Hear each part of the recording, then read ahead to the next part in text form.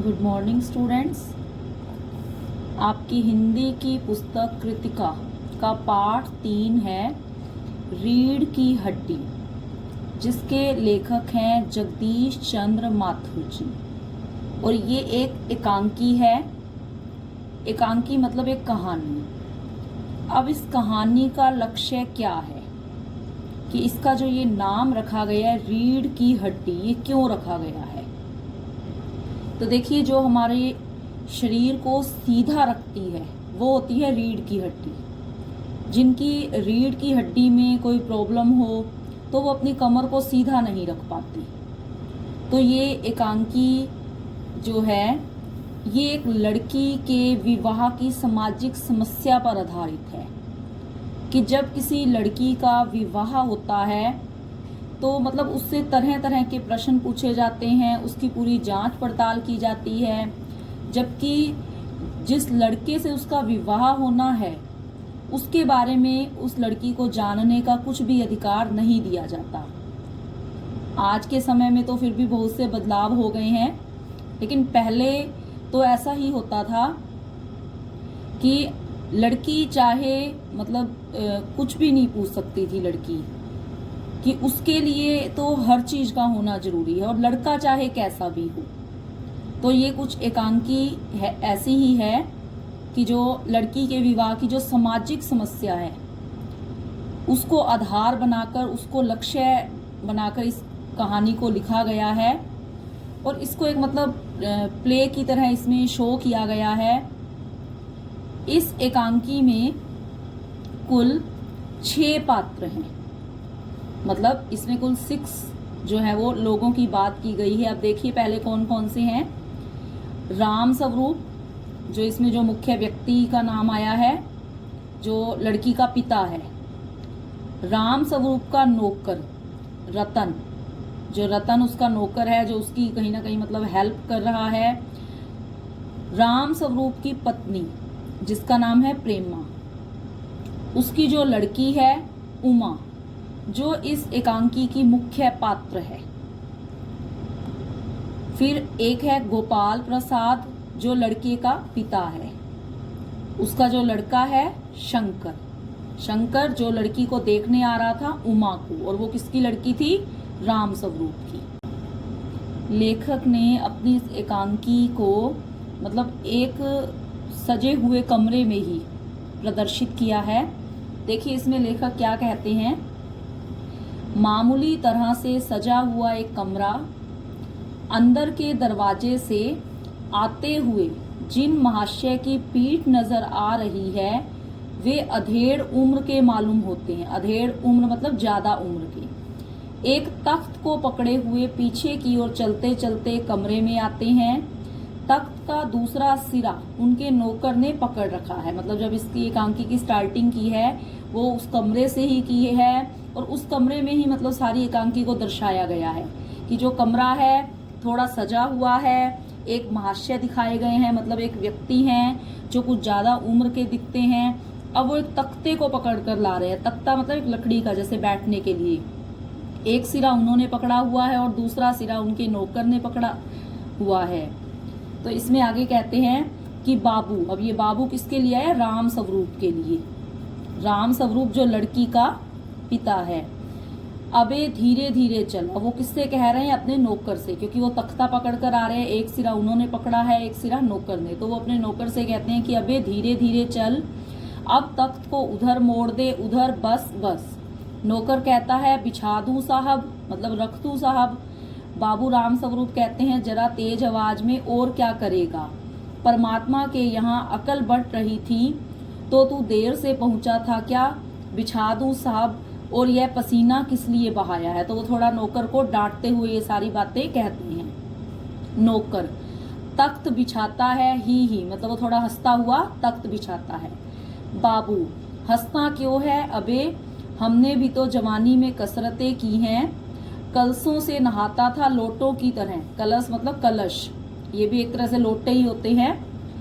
यह तख्त क्या चीज है? उसे सीधा कर यूं, हाँ बस, और सुन, बहू जी से दरी मांगला इसके ऊपर। बहू जी मतलब जो उसकी पत्नी, जो घर की मालकिन है, जो राम स्वरूप की पत्नी है और जिसका नाम क्या था, प्रेमा। तो वो नौकर को अपनी पत्नी के पास भेजता है कि जा इस तख्ते के ऊपर बिछाने के लिए दरी लेकर आ, बिछाने के लिए चद्दर भी कल जो धोबी के यहाँ से आई है वही। तो वो नौकर को कहता है कि जा अब इस तख्ते के ऊपर बिछाने के लिए दरी और चद्दर लेकर आ। नौकर जाता है, बाबू साहब इस बीच में मेजपोश ठीक करते हैं। तो वो अपने नौकर को वो लेने भेज देते हैं दरी और चद्दर वगैरह अपनी पत्नी से, जो कि दूसरे कमरे में है। और इतनी देर में वो जो मेजपोश वगैरह मतलब टेबल का जो कवर वगैरह है वो ठीक करने लगते हैं। एक झाड़न से गुलदस्ते को साफ करते हैं, फिर वो थोड़ा झाड़ पोंछ भी कर देते हैं, जो मिट्टी वगैरह डस्ट होती है वो साफ करते हैं। कुर्सियों पर भी 2-4 हाथ लगाते हैं, मतलब कुर्सियां वगैरह भी सेट कर देते हैं। मतलब ये सारे काम वो किस लिए कर रहे हैं, क्योंकि उनकी लड़की को देखने के लिए लड़के वालों ने आना होता है। सहसा घर की मालकिन प्रेमा आती है, कि अचानक से तभी जो घर की मालकिन है प्रेमा वो आती है। गंदूमी रंग मतलब कि गोरा रंग है, छोटा कद, चेहरे और आवाज से जाहिर होता है किसी काम में बहुत व्यस्त है। वो भी बहुत बिजी थी, क्योंकि उसकी लड़की को देखने के लिए लड़के वालों ने आना था, तो घर के बहुत से कार्य थे। उनके पीछे पीछे भीगी बिल्ली की तरह नौकर आ रहा है खाली हाथ। अब जो नौकर रतन वो प्रेमा के पास गया था दरी और चद्दर लाने के लिए, राम स्वरूप ने भेजा था। तो जो प्रेमा है वो आ रही है, पीछे पीछे नौकर भी आ रहा है, पर वो खाली हाथ है। बाबू साहब राम स्वरूप जो हैं वो दोनों तरफ देखने लगते हैं, क्योंकि अब राम स्वरूप हैरानी से देखते ना कि उसने नौकर को कहा था वो लाने के लिए, पर वो ऐसे ही चला आया। और जो प्रेमा है वो भी आ रही है। फिर प्रेमा कहती है, मैं कहती हूँ तुम्हें इस वक्त धोती की क्या जरूरत पड़ गई, एक तो वैसे ही जल्दी जल्दी में। राम स्वरूप धोती, प्रेमा हाँ अभी तो बदल कर आए हो और फिर न जाने किस लिए। अब जो रतन था वो लेने तो क्या गया था, दरी और चद्दर। अब उसने जाकर प्रेमा से न जाने क्या कहा, कि प्रेमा ने सोचा कि राम स्वरूप ने धोती मंगवाई है, मतलब जो उसने कहा कि अभी अभी तो आपने बदली है, आप फिर से धोती का क्या करोगे। प्रेमा कहती है कि अभी तो आप बदल कर आए हैं। तो राम स्वरूप कहते हैं कि तुमसे धोती मांगी किसने। प्रेमा यही तो कह रहा था रतन। राम स्वरूप क्यों बे रतन, तेरे कानों में डांट लगी है क्या। मैंने कहा था धोबी के यहाँ से जो चद्दर आई है उसे मांग ला, अब तेरे लिए दूसरा दिमाग कहाँ से लाऊं उल्लू कहीं का। प्रेमा अच्छा, जा पूजा वाली कोठरी में लकड़ी के बक्स के ऊपर धुले हुए कपड़े रखे हैं ना, उन्हीं में से एक चद्दर उठा ला। अब जो राम स्वरूप है वो रतन को डांट देता है, और बाद में जो प्रेमा कहती है कि अच्छा चलो अब जाओ, जो पूजा वाली जो कोठरी है वहां पर वो लकड़ी के बॉक्स के ऊपर धुले कपड़े रखे हैं, उसी में से एक चद्दर उठा ला। रतन और दरी, मतलब वो 2 चीजें मंगवाता है ना, दरी और चद्दर, तो वो चद्दर तो बता देती है कि वहां पड़ी है उठा लो। फिर रतन कहता है और दरी। प्रेमा दरी यहाँ तो रखी है कोने में, वह पड़ी तो है। राम स्वरूप दरी उठाते हुए, और बीबी जी के कमरे में से हारमोनियम उठा ला और सितार भी जल्दी जा। अब ये बीबी जी किसको कहा गया इसमें, जो राम स्वरूप की लड़की है जिसका नाम क्या था, उमा। तो वो रतन को उमा के कमरे में भेजते हैं कि वहां हारमोनियम बाजा वगैरह जो सितार पड़ी है वो यहाँ ले आ, कि जल्दी जा लेकर आ। रतन जाता है। अब पति पत्नी मतलब राम स्वरूप और उनकी पत्नी जो प्रेमा, वो तख्त पर दरी बिछाते हैं। प्रेमा लेकिन वह तुम्हारी लाडली बेटी तो मुंह फुलाए बैठी है। मुंह फुलाना क्या होता है, एक तरह से रूसना। तो प्रेमा बताती है कि तुम्हारी लड़की यहाँ आने के लिए अभी तैयार नहीं हुई है, कि वह तो रूस कर बैठी हुई है। राम स्वरूप मुंह फुलाए, और तुम उसकी माँ किस मर्ज की दवा हो। तो वो अपनी पत्नी को कहता है भी तुम किस लिए हो, भी तुमने अब तक उन्हें मनाया क्यों नहीं। जैसे तैसे करके तो वे लोग पकड़ में आए हैं, अब तुम्हारी बेवकूफ़ी से सारी मेहनत बेकार जाए तो मुझे दोष मत देना। मतलब राम स्वरूप उसे डांटता है कि अब तक तुमने उसे तैयार नहीं किया, या तुमने उसे क्यों नहीं मनाया, कि अगर अब थोड़ा सा भी कुछ ऐसी गलती हो गई तो लड़के वाले ना आए तो इसका दोष मुझे मत देना। प्रेमा, तो मैं ही क्या करूं, सारे जतन करके तो हार गई, मतलब मैंने सारी कोशिश की उसे मनाने की लेकिन मैं हार गई। तुम ही ने उसे पढ़ा लिखा कर इतना सिर चढ़ा रखा है। मेरी समझ में तो ये पढ़ाई लिखाई के जंजाल आते नहीं। अपना जमाना अच्छा था, आ ई पढ़ ली, गिनती सीख ली और बहुत हुआ तो स्त्री सुबोधिनी पढ़ ली। अब जो स्त्री सुबोधिनी मतलब एक पत्रिका है, पहले के समय में ये पत्रिका आया करती थी, मतलब जैसे समाचार पत्र होते हैं या मैगजीन वगैरह होती हैं, तो स्त्री सुबोधिनी एक मैगजीन का नाम है। कि सच पूछो तो स्त्री सुबोधिनी में ऐसी ऐसी बातें लिखी हैं, ऐसी बातें कि क्या तुम्हारी बीए एमए की पढ़ाई होगी, और आजकल के तो लक्षण ही अनोखे, लक्षण मतलब लक्षण। तो जो प्रेमा कहती है कि अब भला मैं क्या कर सकती हूँ कि तुमने लड़की को ज्यादा पढ़ा लिखा दिया, इसलिए आज ये इस तरह से तुम्हारी बात नहीं मान रही कि हम ही अपने जमाने में ठीक थे जो थोड़ी बहुत पढ़ाई सीख ली और जो पत्रिका हमें इतनी पढ़नी आ जाती थी कि हमें और भी जानकारी हो जाती थी। तो लेकिन आजकल के तो जो लक्षण हैं वो ही अनोखे हैं। राम स्वरूप, ग्रामोफोन बाजा होता है ना। जो ग्रामोफोन है मतलब एक तरह से बाजे की तरह ध्वनि उत्पन्न करने वाला बाजा, जैसे हारमोनियम वगैरह होता है, मतलब ध्वनि को उत्पन्न करने वाला एक बजाने वाला यंत्र है। प्रेमा, क्यों, राम स्वरूप दो तरह का होता है। एक तो आदमी का बनाया हुआ, उसे एक बार चलाकर जब चाहे तब रोक लूं, और दूसरा परमात्मा का बनाया हुआ, रिकॉर्ड एक बार चढ़ा तो रुकने का नाम नहीं। तो मतलब कि वो उसकी जो पत्नी थी वो लगातार बोलती जा रही थी, तो बीच में इसलिए राम स्वरूप में थोड़ा सा मजाक किया। तो इस तरह उसने अपनी पत्नी को मतलब ग्रामोफोन कहा कि एक तो जो रियल में जो होता ही है उसका तो बटन बंद करो वो बंद हो जाता है, तो उसने अपनी पत्नी के बारे में ये बात कही। प्रेमा, हटो भी, तुम्हें ठठोली ही सूझती रहती है। ठठोली मतलब मजाक। यह तो होता नहीं कि उस अपनी उमा को राह पर लाते। अब देर ही कितनी रही है उन लोगों के आने में। राम स्वरूप, तो हुआ क्या। अब देखिए जो उमा थी वो क्यों ऐसे मतलब रूठी हुई थी, क्यों वो रूठ कर बैठ गई कि उसे विवाह नहीं करना। वास्तव में जो उमा थी वो पढ़ी लिखी थी, बीए पास थी, कॉलेज गई थी, लेकिन जो लड़के वाले उसे देखने के लिए आ रहे थे उन्हें ये कहा गया था कि लड़की ज्यादा पढ़ी लिखी नहीं है, क्योंकि वे ज्यादा पढ़ी लिखी लड़की नहीं चाहते थे। वो मतलब एक छोटी सोच के व्यक्ति थे, पुराने ख्यालों के लोग थे। चाहे वे खुद तो पढ़े लिखे थे लेकिन वो अपने घर की बहू जो थे वो कम पढ़ी लिखी चाहते थे। उन्हें ऐसा लगता था कि अगर बहू पढ़ी लिखी आ जाए तो वो गृहस्थी का काम नहीं कर पाएगी, घर को नहीं संभाल पाएगी, या फिर ज्यादा जुबान लड़ाएगी अगर वो पढ़ी लिखी होगी।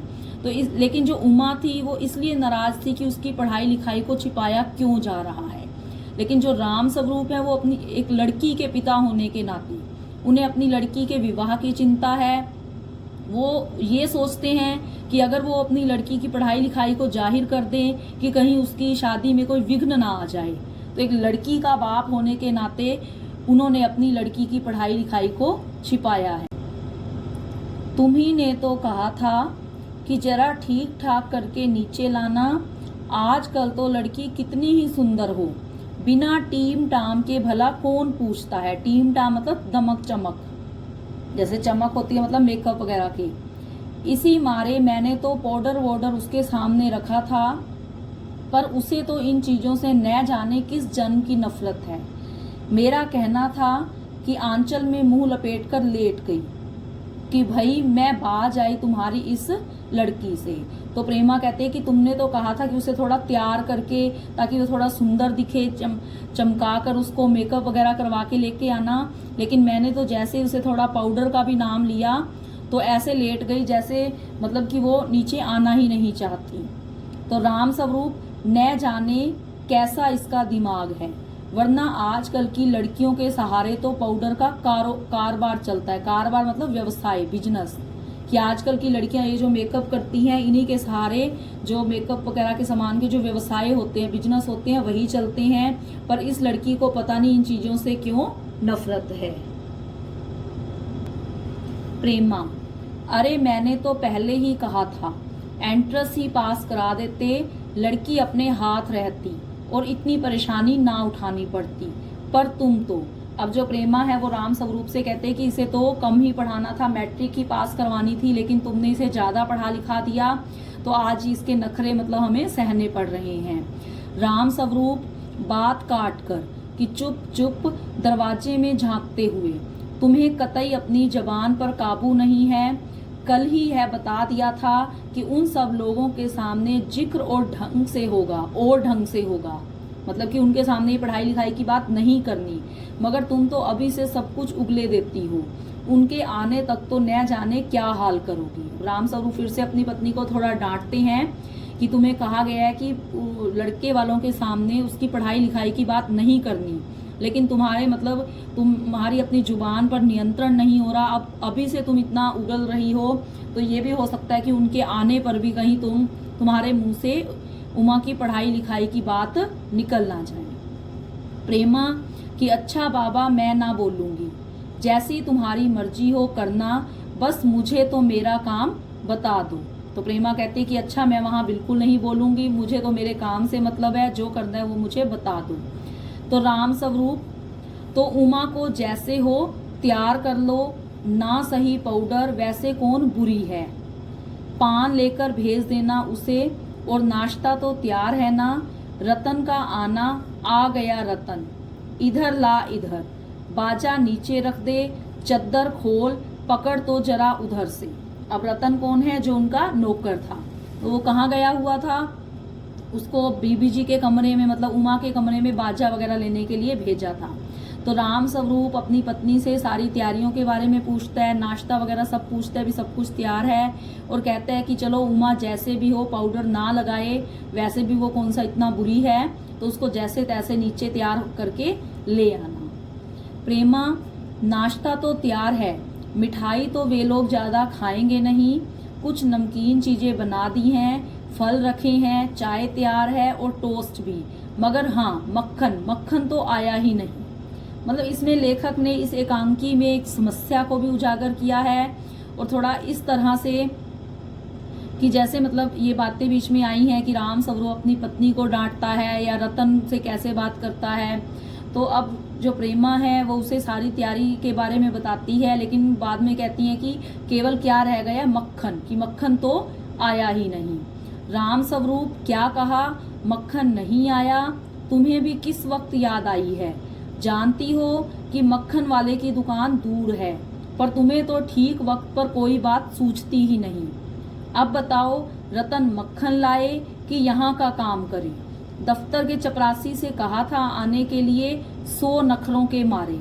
अब राम स्वरूप को थोड़ा गुस्सा आता है, क्योंकि अब उसे लगता है कि सारी चीजें आ गई, मक्खन नहीं है, तो वो क्या करेंगे। तो अगर वो रतन को भेजते हैं, दुकान भी दूर है, तो अगर वो मक्खन लेने जाता है तो यहाँ उसकी जरूरत पड़गी, तो क्या करेंगे। तो प्रेमा कहती है यहाँ का काम कौन ज्यादा है, मतलब कौन सा ज्यादा है, कमरा तो सब ठीक ठाक है ही, बाजा सितार आ ही गया, नाश्ता यहाँ बराबर वाले कमरे में ट्रे में रखा हुआ है, सो तुम्हें पकड़ा दूंगी, एक आध चीज खुद ले आना, इतनी देर में रतन मक्खन ले ही आएगा, 2 आदमी ही तो हैं। तो इस तरह प्रेमा कहते हैं कि यहाँ तो लगभग जो है हमारा काम हो ही गया है, कमरा भी हमारा तैयार है, बाजा वगैरह भी आ गया, नाश्ता भी तैयार है। तो इस तरह से मतलब उसका कहने का मतलब ये है कि रतन की ज्यादा जरूरत नहीं है, और तुम चाहो तो रतन को मक्खन लेने भेज दो, बाकी हम यहाँ का सारा काम संभाल लेंगे। कि वो भी तो 2 आदमी ही तो आ रहे हैं। 2 आदमी कौन थे, वो लड़का और लड़के का पिता। लड़के का क्या नाम है, शंकर, और उसके पिता का क्या नाम है, गोपाल प्रसाद। राम स्वरूप हाँ, एक तो बाबू गोपाल प्रसाद और दूसरा खुद लड़का है। देखो उमा से कह देना कि जरा करीने से आए, करीने मतलब तरीके से, ये लोग जरा ऐसे ही हैं, गुस्सा तो मुझे बहुत आता है इनके दकियानुसी ख्यालों पर। दकियानुसी मतलब पुराने ख्यालों की। अब जो राम स्वरूप है कहते हैं गुस्सा तो मुझे भी आता है, लेकिन वो एक लड़की का पिता है, अब अगर वो उसका व्यवहार गलत होगा तो उसकी लड़की से कौन विवाह करेगा। तो वो कहता है कि गुस्सा तो मुझे भी आता है इनके पुराने ख्यालों पर, खुद पढ़े लिखे हैं, वकील हैं, सभा सोसाइटी में जाते हैं, मगर लड़की चाहते हैं ऐसी कि ज्यादा पढ़ी लिखी ना हो। अब जो शंकर और उसके पिता थे मतलब वो पुराने ख्यालों के थे, खुद तो वो पढ़े लिखे थे, मीटिंग वगैरह सब जगह जाया करते थे, सभा सोसाइटियों में जाया करते थे, लेकिन बहू कैसी चाहते थे, जो ज्यादा पढ़ी लिखी ना हो। अब वो ऐसी बहू क्यों चाहते थे, इसके पीछे क्या कारण हो सकता है कि उनके ख्याल पुराने थे। उनके हिसाब से अगर लड़की ज्यादा पढ़ी लिखी होगी तो वो घर गृहस्थी नहीं संभालेगी, वो भी चाहेगी घर से बाहर निकलकर नौकरी करना चाहेगी। और एक इसका ये भी ले सकते हैं कि उनके अनुसार कि अगर लड़की ज्यादा पढ़ी लिखी हो सकता है कि वो बातों का विरोध करे, मतलब अगर वो कुछ गलत कहते हैं तो उसको सहन करने की बजाय उसका विरोध करेगी। तो राम स्वरूप कहता है कि वैसे उनकी ये गलत बात है, लेकिन वो एक लड़की का पिता है, इसलिए वह चुप रहने में ही अपना भला समझता है। तो प्रेमा कहती है, और लड़का राम स्वरूप बताया तो था तुम्हें, बाप शेर है तो लड़का सवा शेर, कि अगर बाप तो जो है सो है, लड़का उससे भी आगे है। बीएससी के बाद लखनऊ में ही तो पढ़ता है, मेडिकल कॉलेज में। कहता है कि शादी का सवाल दूसरा है, तालीम का दूसरा। तालीम मतलब शिक्षा। क्या करूं, मजबूरी है।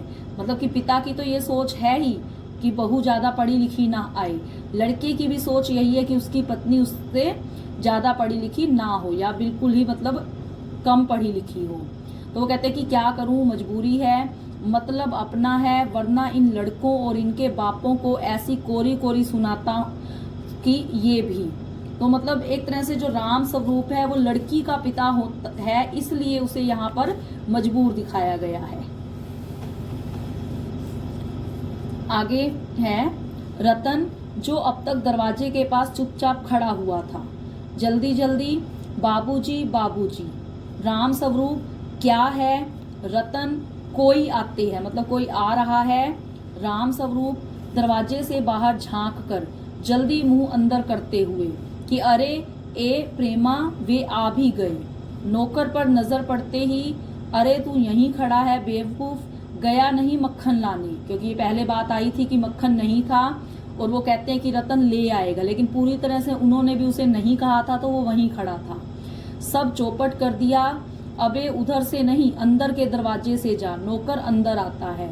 अब वो रतन को बाहर के दरवाजे से वहां से भी नहीं भेजते कि वो लड़के वाले आ रहे हैं कि उनके आगे से ना जाए, तो कोई जो दूसरा दरवाजा होता है वो उसे वहां से जाने के लिए कहते हैं। और तुम जल्दी करो प्रेमा, उमा को समझा देना, थोड़ा सा गा देगी।